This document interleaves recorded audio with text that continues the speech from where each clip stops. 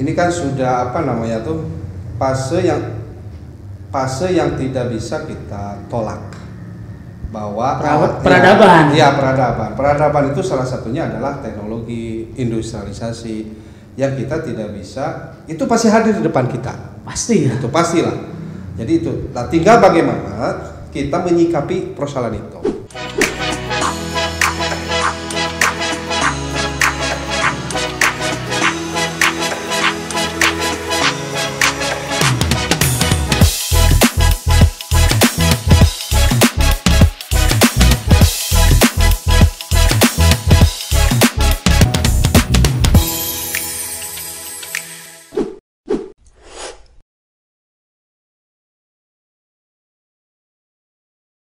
Assalamualaikum warahmatullahi wabarakatuh. Sahabat, bertemu lagi bersama saya dengan Sugiarto di Jejak Cibatu edisi podcast. Di edisi kali ini kita kedatangan bintang tamu juga narasumber. Insya Allah ini kita narasumbernya kompeten sekali. Beliau ini adalah seorang aktivis alumni HMI dan beliau juga sebagai tokoh Kabupaten Garut. Kita sapa, di depan saya ini ada Kang Haji Dedi Jamaluddin SI. Assalamualaikum Kang Haji. Waalaikumsalam warahmatullahi wabarakatuh. Dadang. Gimana kabarnya, sehat? Alhamdulillah. Alhamdulillah. Mudah-mudahan kita senantiasa diberikan kesehatan oleh Allah Subhanahu wa taala. Amin ya Allah. Amin. Kang, sebelum kita mulai ke pembahasan, tolong akan menjelaskan dulu Kang Haji tentang identitas. Ya. Terima kasih Pak Dadang atas undangannya. Luar biasa, merasa terhormat bisa diundang di podcast Jejak Cibatu. Luar biasa. Alhamdulillah. Saya lihat di beberapa podcast menarik ya. Alhamdulillah. Saya tonton juga. Alhamdulillah. Mengikuti lah. Alhamdulillah. Sebagai orang Cibatu, kemudian ada podcast di Cibatu, ini cukup menarik lah. Saya ngikutin. Ya, alhamdulillah. Perkenalkan, saya sebenarnya kan asli Cibatu. Ya, asli Cibatu ya. Cibatu. Alhamdulillah. Saya asli Cibatu, lahir di Cibatu, Cibatu. Jadi besar kita di Cibatu. Alhamdulillah, orang Cibatu. Orang Cibatu. Masa. Kenapa saya berani datang gitu? Iya. Karena merasa terpanggil kampung halaman. Alhamdulillah. Nah, terus yang kedua, saya tadi disebut ya Dedi Jamaluddin. Nah, dengan Pak Dadang kan kita punya pengalaman sama. Iya, betul. Kan dulu di Garut. Di Garut kita fakultasnya beda. Kalau Pak Dadang dulu di Tarbiyah. Kalau kita di Syariah. Di Syariah ya. Tapi kita satu generasi. Jadi ini reuni lah. Reuni. Ya, alhamdulillah. Satu alma mater. Kita ketemu di sini. Nah, Padang kita saya tuh asli di Desa Mekarsari. Oh, dekat ya Pak Tata ya. Pak Tata kita satu desa. Pak Tata dulu tuh orang tuanya kan kepala desa. Iya, betul. Saya waktu kecil kepala desanya tuh orang tuanya Pak Tata. Masya Allah. Dari Pak Tata saya asli Mekarsari. Kemudian kita ketemu dengan Pak Dadang di sejak kuliah itulah. Kemudian kita di Garut karena aktif di salah satu organisasi kemahasiswaan, di himpunan mahasiswa Islam ketika kuliah, disitulah saya berekspresi di Garut, mengenal dunia pergerakan, mengenal dunia organisasi kemahasiswaan lebih luas, sampai ke tingkat nasional, sehingga selanjutnya saya tinggal di Garut. Di Garut, betul. Gitu pada. Iya, itu jadi asli orang Cibatu. Luar biasa. Cibatu ini banyak mutiara-mutiara yang terpendam ya. Nah, jadi kemarin juga saya di podcast saya juga ada kita menghadirkan seorang tokoh. Kemudian juga ada yang juara favorit muka Mojang dan Jajaka Kabupaten Garut tahun 2000. Asli Cibatu. Sekarang juga ini tokoh juga ya, alhamdulillah orang Cibatu. Ya, alhamdulillah. Kang Haji gini. Ini kan kita mau menyikapi isu ya. Isu kita itu ada dua nih yang lumayan center nih. Satu isu pemekaran Kabupaten Garut Utara dan satu lagi isu sekarang adanya industri. Nah, gimana tanggapan Kang Haji sebagai tokoh lah gitu tentang isu kedua itu? Terima kasih Pak Dadang. Yang pertama terkait isu pemekaran jelas ya. Ini bukan lagi isu, ini sudah jadi keputusan gubernur. Sudah menjadi keputusan? Ya, keputusan gubernur saya baca ikuti di berita. Jujur saja saya tidak menjadi praktisi untuk proses pemekaran, tapi saya mengikuti isunya sampai pada terakhir itu kan kita nunggu keputusan presiden karena kan ada moratorium, ada pemberhentian dulu pemekaran. Tapi di level ini kan sudah selesai, kajiannya sudah selesai, kajian akademik dan lain-lainnya. Kemudian kemarin keputusan gubernur sudah keluar. Jadi Garut itu kan nanti ada Garut Selatan, Garut Utara dan Kabupaten Garut atau Kota Garut apa namanya nanti. Yang jelas terbagi 3. Jadi nanti ke depan mudah-mudahan dengan pemerintahan nanti yang baru, kalau misalnya siapapun nanti presiden yang terpilih, kita punya harapan besar, orang Cibatu khususnya, lebih umum orang Garut Utara, mudah-mudahan pemekaran ini terwujud. Apakah bisa maksudnya moratorium kan itu diberhentikan dulu karena ada moratorium kan? Ya kalau misalkan nanti setelah pemilihan presiden, siapapun presidennya nanti, bisa terus. Nah, ini kan terkait dengan mencabut moratorium itu kan ada political will presiden. Oh iya betul. Presiden merasa perlu untuk pemekaran dibuka kembali. Nah, mungkin kita sudah masuk prioritas yang dimekarkan. Apalagi Garut Selatan jauh lebih dulu.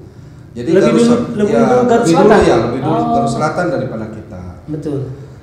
Maka tapi mudah-mudahan nanti ada political will presiden setelah sekarang Pak Jokowi siapapun tadi saya bilang ini punya ada political will untuk mendorong dibuka kembali moratorium pemekaran. Kenapa ini penting? Karena dengan dimekarkannya khusus Garut menjadi Garut Utara, ini kan membantu akselerasi pembangunan. Iya. Kalau sementara ini kan pembangunan ini terpusat, tersentral di satu kabupaten, satu titik terkait kebijakan anggaran mungkin hanya satu titik saja. Ketika dibagi 3 otomatis anggaran kita ada 3 alokasi kan, kalau ada 3 bagian.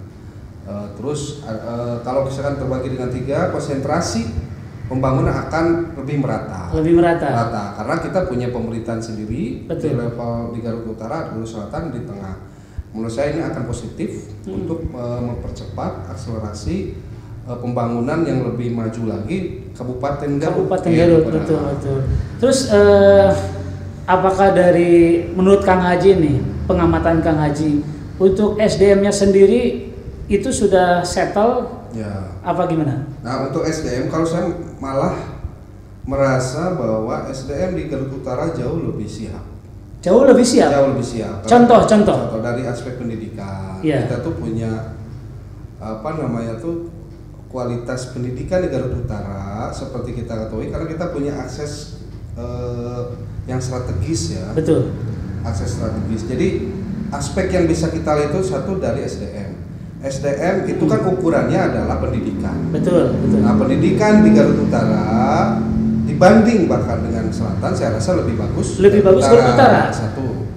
Terus yang kedua ketersediaan lembaga pendidikan. Ketersediaan. Kita punya SMA yang legend misalkan negeri Cibatu kan. Itu termasuk legend itu. Udah legend. Terus diikuti dengan lembaga pendidikan swasta yang memang lebih tersebar di Garut Utara.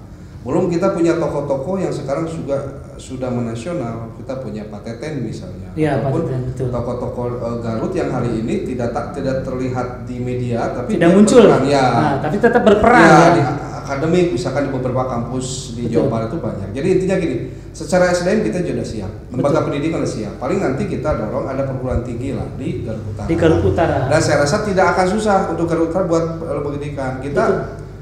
Karena akan didukung oleh letak geografis yang strategis. Kita punya jalur nasional, kita punya jalur kereta. Jadi menurut saya Cibatu ini menjadi kawasan yang sangat strategis. Utara karena kita punya jalur nasional, kita punya kereta api lintasan, punya stasiun. Nah ini kan modal besar gitu. Betul. Modal besar untuk pengembangan. Jadi modal besar Garut Utara dari sisi kebudayaan, SDM, potensi ekonomi, saya rasa kita siap. Betul. Maka kalau misalnya nanti moratorium dibuka, Garut Utara harus segera terdepan untuk melobi kan. Tentu ini kan balik lagi ke lobby.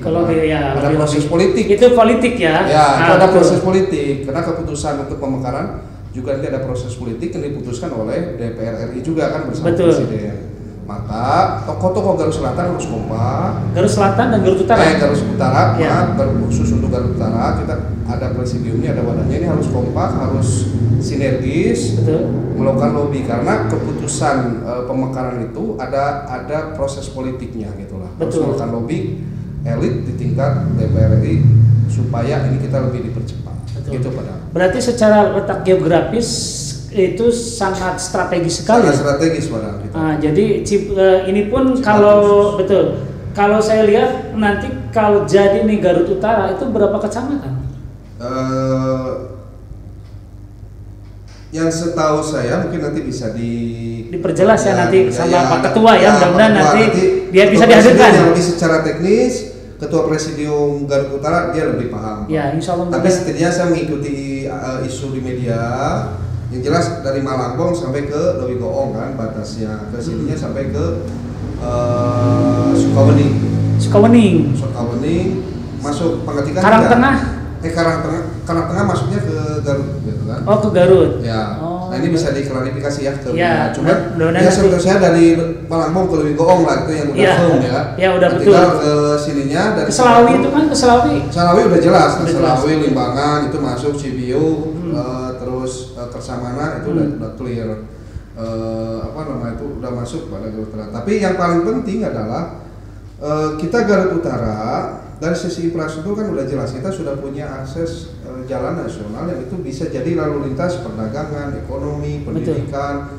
Jadi kita tinggal maunya aja gitu karena aksesnya sudah ada. Akses betul. Ya mau jalur lintasan kereta api sekarang udah diaktifkan lagi. Udah betul.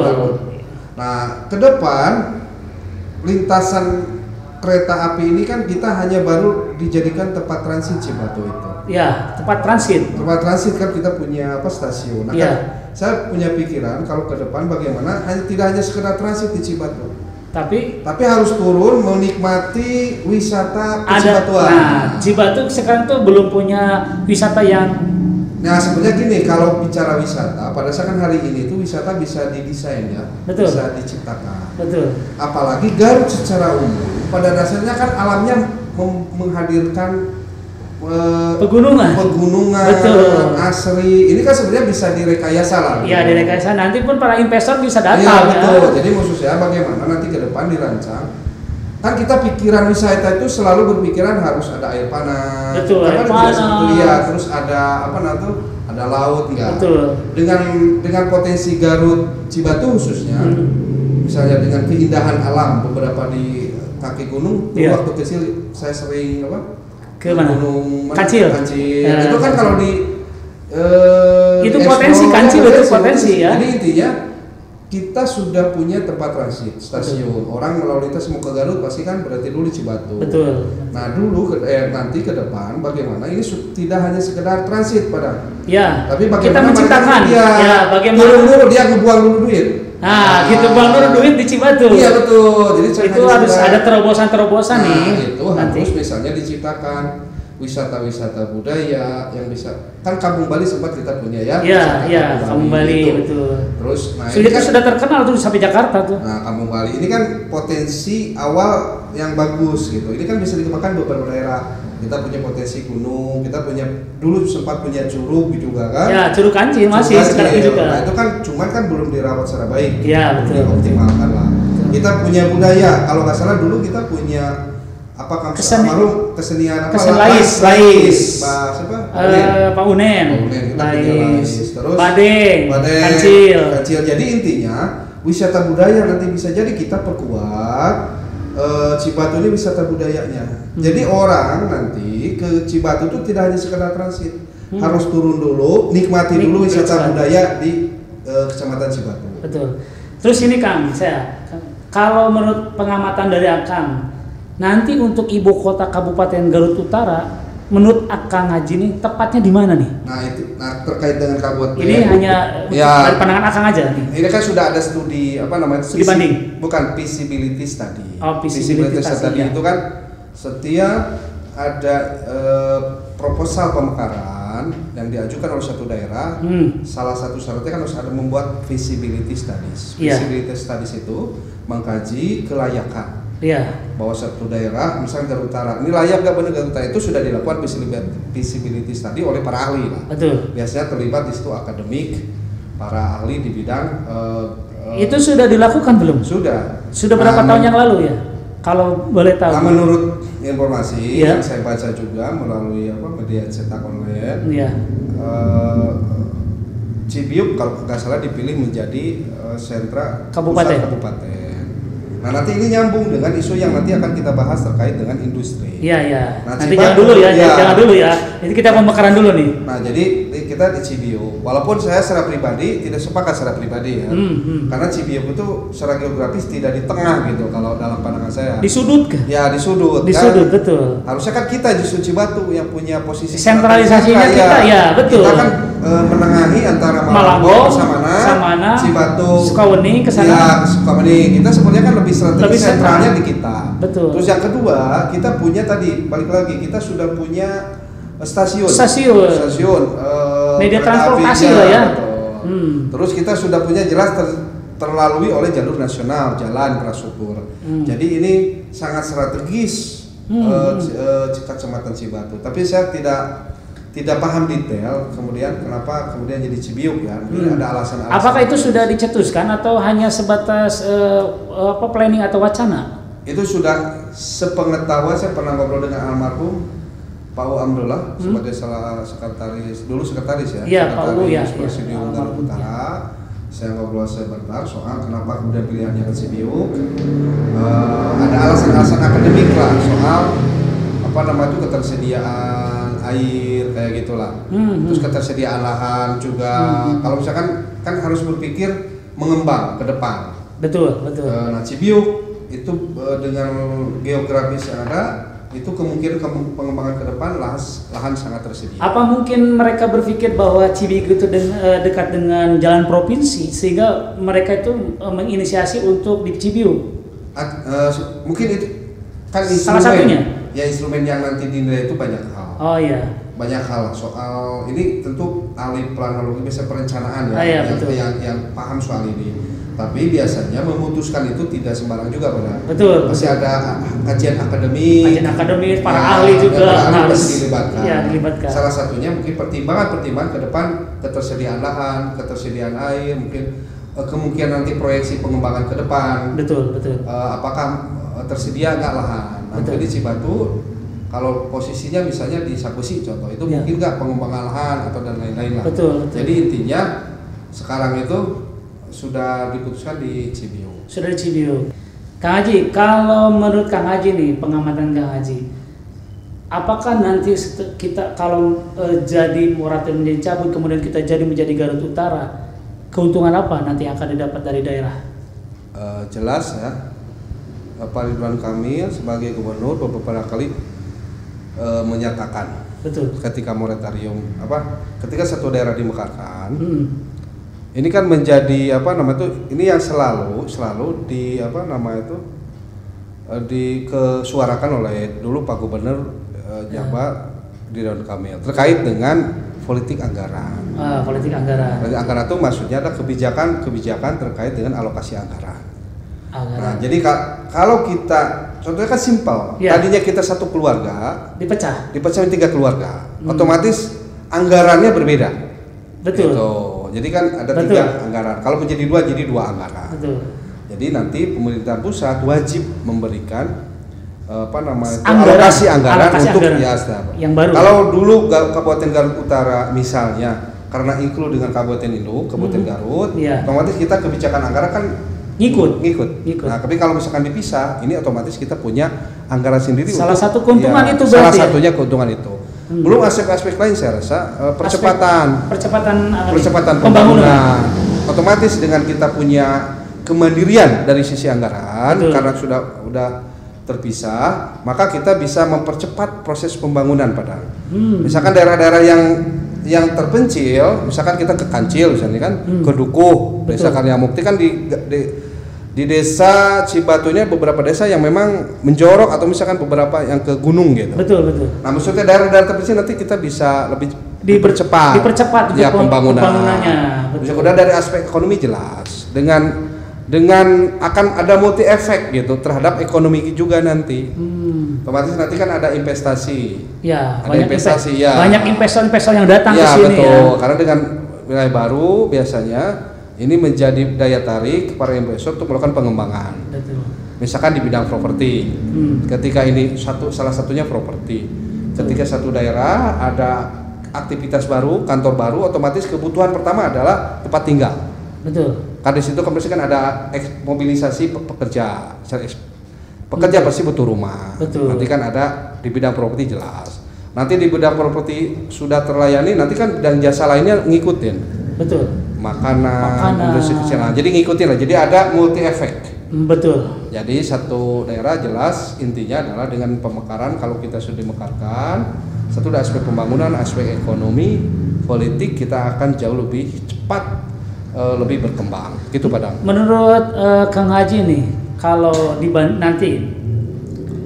dibanding nanti PAD antara 3 kabupaten kalau jadi Garut Selatan, Kota Garut dan Garut Utara, menurut pengamatan Kang Haji ini lebih mana yang pendapatannya lebih besar? Nah, untuk terkait PAD gini, hari ini kan yang punya data PAD keseluruhan, data detail mungkin dinas pendapatan daerah ya betul. Tapi intinya gini, kalau saya apa terlalu jauh? Mampu nggak Garut Utara ketika terpisah meningkatkan PAD? Menurut saya sangat siap. Karena tadi saya punya pandangan, ketika Garut Utara ini sudah terpisah, kita bisa melebar, bisa menciptakan tadi kita ada kemandirian untuk meningkatkan PAD. Salah satunya ada di bidang industri nanti masuk. Oh iya. Karena Garut Utara secara skema salah satunya eksodus pabrik-pabrik industri-industri besar hari ini kan sudah merambah ke Garut. Oke, kita bahas langsung aja. Ya. Nah, jadi kita bahas sekarang karena kan sudah menyerempet ke isu yang kedua nih. Iya, betul. Nah, kita kolaborasi dengan isu yang pertama. Jadi, menurut Kang Haji ini kita kaitkan dengan PAD, dengan adanya sekarang isu pabrik ya, betul, yang berdatangan ke Kecamatan Cibatu. Itu nanti bisa gimana nih dikolaborasikannya? Ya, jadi tadi kan pertanyaan sambungan ya. Iya, disambung. Soal pendapatan asli daerah. Kan pendapatan asli daerah itu akan meningkat apabila banyak investasi. Betul. Karena dengan banyak investasi berarti pemerintah bisa menarik pajak. Gitu lah. Betul. Jadi semakin banyak orang berinvestasi di daerah itu bagus. Investasi bidang apa saja yang bisa kita hadirkan di Garut Utara? Betul. Satu, investasi di bidang industri. Industri udah jelas. Hari ini udah nampak kan, dari mulai Cijolang misalnya. Iya. Itu sudah. Dan ini saya rasa lambat laun akan menjadi menarik para investor berikutnya. Ya, sekarang kan di Cibatu sedang dilakukan pembangunan. PT Silver itu. PT Silver. Jadi intinya hadirnya industrialisasi ini salah satu yang bisa nanti menaikkan PAD. Investasi bidang apa lagi yang bisa nanti naikkan PAD kan? Bisa nanti industri makanan. Karena nanti akan multi efek. Betul, multi efek. Dari industri besar nanti kan akan diikuti oleh industri kecil, industri makanan. Termasuk nanti bisa dikembangkan ke wisata budaya. Betul. Kalau Cibatu tidak punya air panas misalnya, kita jangan kemudian pesimis. Ada aspek lain yang bisa kita kembangkan. Misalkan wisata budaya, wisata pegunungan kita punya. Jadi jangan pesimis lah, kita bisa. Jadi intinya semakin banyak investasi yang kita kembangkan, yang kita tawarkan nanti jelas nanti akan menambah pemasukan, maka PAD otomatis akan naik. Iya, gitu iya. Pak Dadang. Terus kalau isu yang sekarang memang lagi pembuatan pabrik ya, atau kita katakan mau maju ke dunia industri, menurut pengamatan Kang Haji ini setuju nggak banyaknya ada pabrik? Terkait dengan industrialisasi, ini kan sudah fase yang tidak bisa kita tolak. bahwa peradaban. Ya, peradaban. Peradaban itu salah satunya adalah teknologi, industrialisasi yang kita tidak bisa, itu pasti hadir di depan kita. Pasti ya. Itu pastilah. Jadi itu. Nah, tinggal bagaimana kita menyikapi persoalan itu. Saya termasuk yang punya pandangan sangat positif terhadap hadirnya industrialisasi. Tapi ini harus diiringi dengan regulasi-regulasi, aturan-aturan yang nanti tidak berefek. Hadirnya industri berefek negatif terhadap masyarakat. Maka industrialisasi harus dibarengi dengan regulasi atau aturan di level pemerintah daerah atau level pemerintah desa, kecamatan. Nah intinya apa regulasi? Salah satu contohnya regulasi yang harus kita atur adalah karena dengan hadirnya industrialisasi, penyakit pertama hari ini adalah moral, terus penyakit ada budaya. Betul. Nanti karena dengan industrialisasi otomatis kita tidak bisa, otomatis ada mobilisasi orang. Betul. Karena kan menyerap tenaga kerja banyak. Betul. Otomatis kita akan menyerap orang dari berbagai daerah. Yang kultur budayanya beda. Pemahamannya beda, nilainya beda. Betul. Nah, ketika ini menyatu, otomatis itu harus ditertibkan. Harus ngikuti tata aturan norma budaya lokal. Garut misalnya. Garut jelas kita religius padahal. Betul. Contoh kecil misalnya, ketika banyak ada industri hadir, otomatis kebutuhan tempat tinggal banyak. Betul. Yang punya rumah, punya uang lebih bisa cicil rumah. Betul. Yang belum berarti kan nggak kos. Betul. Nah, aturan kos ini kan harus ditertibkan. Tidak boleh misalkan istri sama laki-laki menyatu, kan kayak gitu. Betul. Ini kan harus ditertibkan. Atau juga ada juga ternyata memang istri sama istri ternyata kan juga punya kelainan orientasi. Misalkan ternyata lesbi. Dan ini menurut penelitian banyaknya itu LGBT, salah satunya di lokasi industri. Betul. Saya juga pernah dengar bahwa LGBT ada di salah satu industri. Nah, di lokasi area industri. Betul. Kan. Nah, ini kan harus segera ditangani. Nah, jadi maksud saya hadirnya industrialisasi itu di satu sisi ini meningkatkan taraf ekonomi, potensi ekonomi positif. Sisi harus juga kita antisipasi terkait dengan efek negatif terhadap budaya, norma, akhlak masyarakat sekitar. Betul. Nah, ini gue kan persoalan. Harus ditata. Maka pemerintah di level desa misalkan nanti buat perda, ada pembinaan. Ya terhadap buruh pabrik sekitar, misalnya dari sisi akhlaknya, moralnya. Terus ditata aturan ngekosnya, itu kan harus diatur. Nggak boleh menyatu, tidak boleh bebas. Ini kan harus diatur. Terus dibina, mereka juga harus dibina. Betul. Karena biasanya kan apalagi biasanya mobilisasi pekerja banyak perempuan. Nah, perempuan ini kan harus ada pembinaan, itulah intinya. Itu bisa dijadikan sebuah peraturan juga, perundang-undangan atau misalkan di tingkat perdes lah. Nah, sangat bisa perdes. Kalau misalkan untuk di Cibatu yang sekarang dibangun kan di daerah Mekarsari dan Sukalila. Sinasuka. Nanti kan perdes bisa buat aturan bagaimana para pengusaha di bidang sewa jasa kos. Nah, itu kan harus silahkan masyarakat berinvestasi di situ, membuat rumah-rumah untuk menyediakan itu, tapi nanti dengan aturan. Betul. Satu, aturannya misalnya tidak boleh laki-laki perempuan bercampur. Kedua, kalau bisa ada pembinaan, mereka harus sebulan sekali ikut pengajian. Nanti kan kita bisa hadirkan para kiai, ajengan ustadz untuk pembinaan, kan bisa terlibat di situ. Betul. Nah, jadi kemajuan ekonomi itu juga harus diimbangi dengan keadaban. Moralitas jangan ditinggalkan. Supaya nanti tidak terjadi hal yang buruk. Betul. Terjadi di Kecamatan Cibatu. Nah, gitu. Jadi hal itulah karena tadi saya katakan hadirnya industri itu akan diikuti dengan hadirnya budaya baru. Betul. Cara pandang baru, nilai-nilai baru. Karena yang hadir pasti contoh di level middle. Betul. Pasti ada pekerja-pekerja luar yang datang ke Cibatu dengan mereka karakter yang berbeda-beda. Nah, kayak gitulah. Gitu kan, ya. Gitu, betul. Terus ini menurut pengamatan juga Kang Haji nih, setuju nggak kalau nanti misal Garut Utara berdekatan dengan kawasan industri untuk untuk ibu kotanya? Nah, saya ngobrol dulu dengan sekretaris presidium almarhum. Jadi awalnya kan Cibatu, betul, yang menjadi pusat ibu kota. Betul. Nah, akhirnya dibalik Cibatu menjadi pusat industri. Jadi terkait dengan rencana tata ruang lah ya, tata kota. Biasanya kan zona industri itu kan dipisahkan dengan zona pemukiman. Karena kan tidak mungkin misalnya di samping industri itu ada kabupaten, kantor bupati, biasa kan terpisah. Ya, nah maka untuk Garut Utara, kalau misalkan Sibiuk jadi kantor kabupaten, maka zona industrinya salah satunya adalah di Kecamatan Cibatu. Nanti juga ada zona pendidikan, kan nanti diatur.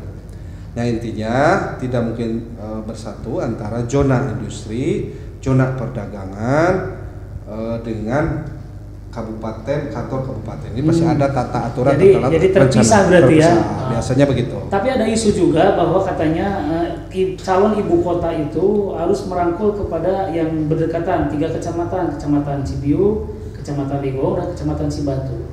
Tuh. Apa itu benar isu itu menurut pengamatan Kang Haji? Untuk jadi ibu kota? Ya, jadi ibu kota itu merangkul dari 3 kecamatan. Ya. Jadi kesininya masuk, ke Cibatunya masuk, ke Ligongnya masuk, ke Cibiuknya masuk. Ya, itu mungkin salah satu prasyarat ya, bisa jadi benar karena konsep untuk nanti pemenataan pembangunan. Betul. Jadi nanti pembangunan kan tidak terkonsentrasi hanya di satu kecamatan. Itulah lebih kepada bagaimana itu mengatur pemerataan pembangunan biar tidak terkonsentrasi hanya di satu kecamatan. Maka dibuat mungkin aturan ini bisa disanggah oleh 2-3 kecamatan. 2-3 kecamatan. Ya, sehingga nanti tadi biar nanti integral lah antara terkait dengan pembangunan lebih merata. Itu aja mungkin Pak. Mudah-mudahan nanti bisa dihadirkan ketua presidium dari Garut Utara ya. Boleh, Pak Haji Holil Aksan ya. Ya, itu mungkin dia lebih secara detail operasional dia paham. Dia paham sekali. Mudah-mudahan nanti bisa dihadirkan di podcast Jejak Cibatu.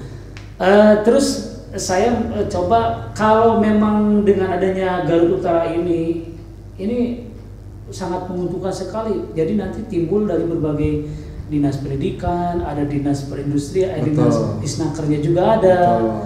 Berarti itu benar-benar satu keuntungan ya. Para mungkin kalau menurut saya para pemangku kebijakan atau dia yang bergerak di pemikiran kepolitikan. Betul. Jadi kan saya bilang ketika ini makar itu terjadi, maka turunannya adalah yang pertama jelas kita punya pemerintahan sendiri di level ada bupatinya, ada wakil. Otomatis kan investasi kebutuhan infrastruktur yang sudah nyata itu adalah contohnya pusat pemerintahan. Ya. Pusat pemerintahan kan tidak hanya cukup kantor bupati, diikuti oleh kantor-kantor dinas, pendidikan dan lainnya. Nah ini kan turunan-turunannya. Ketika ini sudah berkembang, turunan berikutnya adalah pekerja. Betul. Otomatis kan ada rekrutmen pekerja untuk isi kantor-kantor itu. Berarti banyak penyerapan ya, gitu ya. Turunan berikutnya adalah kebutuhan properti. Betul. Orang kan pasti kan butuh rumah untuk tempat tinggal dekat ke kantor. Betul. Nah dari properti kemudian ada efek lagi berikutnya ke industri jasa. Betul. Nah, orang kan tidak hanya tinggal, butuh makan, butuh minum, butuh belanja, butuh baju dan lain-lain. Nah itu kan nanti bisa implikasinya efeknya pasti ke industri kecil ya, makanan, jasa lainnya. Berarti saat itu luar biasa berarti nanti ya. Mudah-mudahan tidak terlalu lama lagi setelah nanti pemilihan presiden, siapapun presiden terjadi atau yang terpilih, mudah-mudahan segera direalisasikan untuk pemekaran Garut Utara dan Garut Selatan. Amin. Terus untuk sekarang Kang Haji, kegiatan aktivitas sehari-hari seperti apa nih? Boleh saya tahu dong? Ya. Karena tadi saya kan dari isu-isu terus nih. Saya belum nanya nih tentang aktivitasnya nih. Siap. Ya, gimana nih? Kalau Pak Dadang dulu kan jurusan terbiaya, otomatis hari ini sebagai tenaga pendidik. Ya, tenaga pendidik. Kalau syariah itu kan biasanya tidak linear pada linear itu tidak harus sesuai dengan jurusannya betul. Nah kebetulan dulu setelah saya selesai kuliah, saya ikut juga pendidikan non formal 1 tahun sekolah properti pada. Properti juga. Di Jakarta selama 1 tahun Panangian Property of School di Jalan Tamrin. Jalan Tamrin ya. Betul. Nah Nah, saya ikut 1 tahun sekolah properti. Sekolah properti di sana? Ya, sekolah properti. Nah, sekolah properti itu kan mengajar ada 3 level yang diajarkan. Investasi bidang properti, konsentrasi itu yang kedua analis properti, yang ketiga developer. Nah, saya alhamdulillah tiga-tiganya diambil. Masya Allah, luar biasa. Sebagai analis, sebagai investor, maksud investasi, kajian investasi properti, yang ketiga developer. Nah, hari ini aktivitas usaha saya seputar itu. Betul. Saya biasa menyediakan rumah. Itu sampai saat ini? Masih. Jadi nanti kalau penyediaan rumah nanti bisa menghubungi Akang aja. Makanya kenapa Tanah Tinggi Utara ini penting bagi dalam pikiran saya adalah pertama bisnis yang harus segera dilakukan adalah bidang properti. Properti, betul. Nanti kita sambungkan dengan yang tadi, properti itu memang prioritas. Betul. Prioritas karena nanti berbagai macam hal tumbuh itu. Satu kesempatan nih buat Kang Haji tadi. Mudah-mudahan. Terus selain daripada itu nih apa nih aktivitas yang lainnya? Nah, kalau saya itu terus yang kedua, kebetulan ini Padang saya tuh gimana? Sekalian mohon doa saja. Amin. Kepada Padang dan para pemirsa. Kebetulan saya mewakili anak putra Cibatu asli yang sekarang ingin ikut kontestasi di 2024. Betul. Ikut pemilu. Salah satu kontestan. Saya ke provinsi, ke DPRD provinsi dari Partai Nasdem. Saya nomor urut 2. Jadi orang Cibatu asli yang berani tampil Padang. Amin. Mudah-mudahan Cibatu ini mempunyai seorang public figure yang notabene bisa mengharumkan nama Kecamatan Cibatu. Apalagi ini asli pituin orang Cibatu. Ya, yang mau berikut kontestasi di tingkat provinsi. Mudah-mudahan saya doakan dari jejak Cibatu juga apapun keinginan atau cita-citanya, semoga Allah mengabulkannya. Amin ya Allah. Selain daripada itu lagi apa lagi nih? Aktivitas saya juga aktif tadi disebut di awal oleh Pak Dadang di organisasi kemasyarakatan. Karena dulu saya aktif waktu mahasiswa di himpunan mahasiswa Islam. Terakhir saya jabatan sebagai ketua umum di Kabupaten Garut. Masya Allah. Hari ini saya sebagai alumninya, saya kebetulan terpilih menjadi presidium namanya, presidium alumni lah. Presidium alumni. KOP alumni himpunan mahasiswa Islam. Jadi sampai sekarang masih masih menjabat ya. Masya Allah, luar biasa. Saya sekarang mengurus anak-anak mahasiswa, mahasiswa mengikuti itu saja di ormas.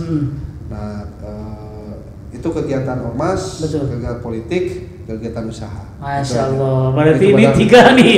Ada kegiatan usahanya, ada kegiatan politiknya, ada kegiatan sosialnya, ada juga kegiatan kemahasiswanya juga, membina mahasiswa. Luar biasa. Saya juga mau nih. Ini terakhir nih Kang. Tolong disimpulkan dari pembicaraan kali ini terkait dengan tadi isu dari pemekaran, isu dari industri dan juga sekilas tentang Akang Haji yang mau kontestasi. Terima kasih Padang. Terakhir kita menginginkan sama bahwa Kecamatan Cibatu khususnya kita ingin ke depan jauh lebih maju. Amin. Nah, kemajuan ini harus didukung, akan maju apabila kita didukung oleh beberapa hal. Pertama, bagaimana mempercepat proses pembangunan infrastruktur, pembangunan sumber daya manusia, pembentukan dan lainnya.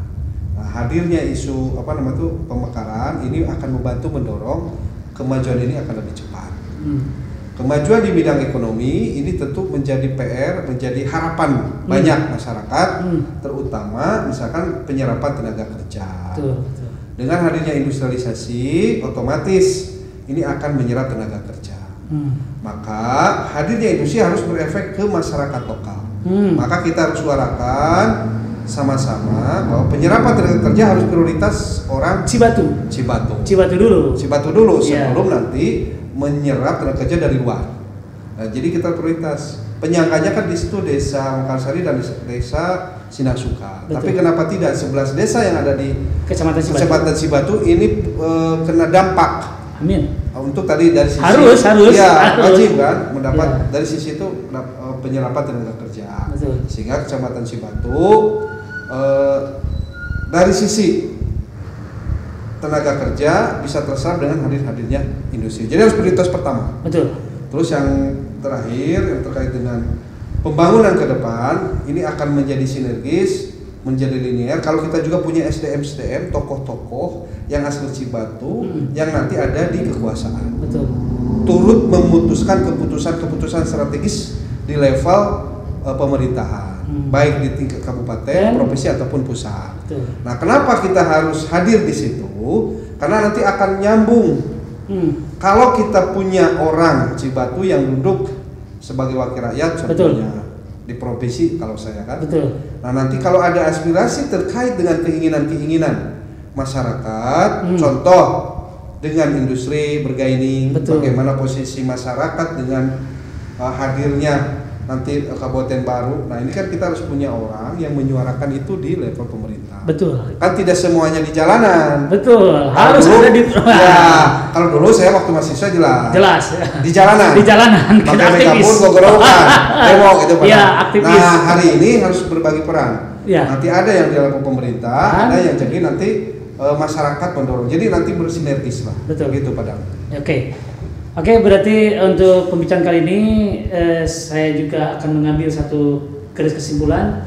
Dengan adanya pemekaran ini, Cibatu akan bertumbuh dengan pesat, dengan berbagai ekonomi meningkat, kemudian kebudayaan dan segala macamnya kita akan meningkat.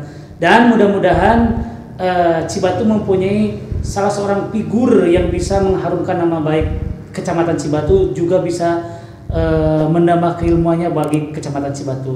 Dan sekali lagi untuk Kang Haji, mudah-mudahan apa yang dicita-citakan kontestasi ini Allah kabulkan dan Allah jadikan amin. Terima kasih atas waktunya. Saya yang bertugas dengan Sugiarto dan beliau ini adalah Kang Haji Dedi Jamaluddin SHI. Mudah-mudahan sehat selalu dan ketemu di video berikutnya. Assalamualaikum warahmatullahi wabarakatuh. Waalaikumsalam warahmatullahi wabarakatuh.